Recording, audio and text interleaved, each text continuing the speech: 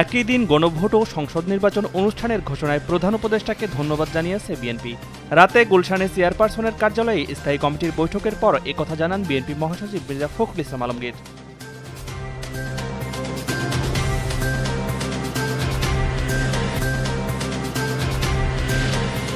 জনগণের স্বার্থে নয়, একটি দলের স্বার্থে সংস্কারে ব্যাপক পরিবর্তন এনেছে অন্তর্বর্তী সরকার। সকালে মগবাজারে জামায়াত সহ ৮ দলের সংবাদ সম্মেলনে একথা বলেন ডাক্তার সৈয়দ আব্দুল্লাহ মোহাম্মদ তাহের।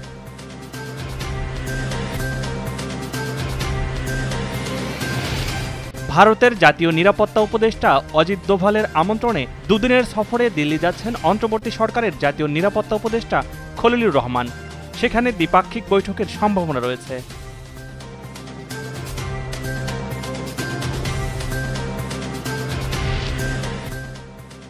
মার্কিন প্রেসিডেন্ট ডোনাল্ড ট্রাম্পের একটি ভাষণ ভুলভাবে সম্পাদনা করার ঘটনায় দুঃখ প্রকাশ করেছে বিবিসি। তবে এ ঘটনায় ট্রাম্পকে ক্ষতিপূরণ দিতে রাজি হয়নি ব্রিটিশ সংবাদ মাধ্যমটি।